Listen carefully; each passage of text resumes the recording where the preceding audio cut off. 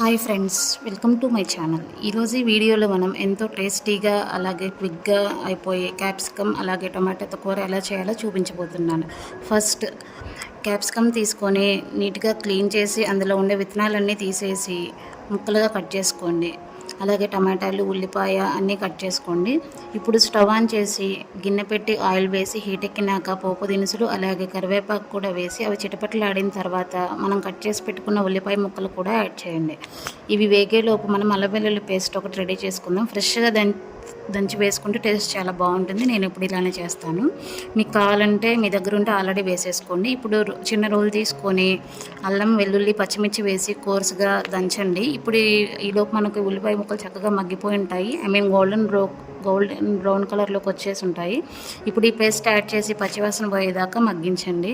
తర్వాత మనం కట్ చేసి పెట్టుకున్న టమాటా ముక్కలు కూడా వేసి ఒకసారి మిక్స్ చేసి మూత పెట్టి ఒక 5 minutes అలా వదిలేసారంటే చక్కగా మగ్గిపోతాయి.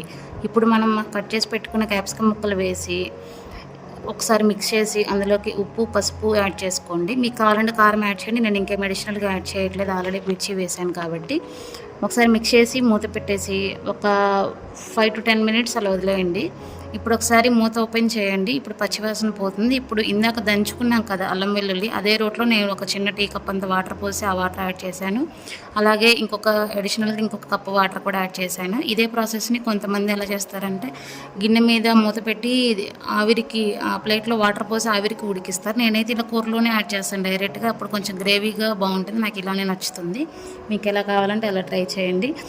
ఇప్పుడు మూత పెట్టేసి ఒక 15 to 20 minutes అలా వదిలేయండి. ఈలోపు కూర చక్కగా కుక్ అయి ఉంటుంది. ఒకసారి మూత ఓపెన్ చేసి స్పైసెస్ అన్నీ సరిపోయాయి లేదో చెక్ చేసుకోండి. నాకైతే ఇక్కడ అన్నీ సరిపోయి ఒక సాల్ట్ కొంచెం తగ్గితే అది యాడ్ చేసుకున్నాను. అంతే. ఎంతో టేస్టీగా మరియు క్విక్గా అయిపోయే క్యాప్సికమ్ కూర ఎలా చేయాలో చూపించాను. ఈ వీడియో మీకు కూడా నచ్చితే మీరు కూడా ట్రై చేయండి. ఎలా వచ్చిందో నాకు కామెంట్ సెక్షన్లో షేర్ చేయండి. అలాగే ఈ వీడియో మీకు నచ్చితే మీ ఫ్రెండ్స్తో, ఫ్యామిలీ మెంబర్స్తో షేర్ చేయండి, లైక్ చేయండి.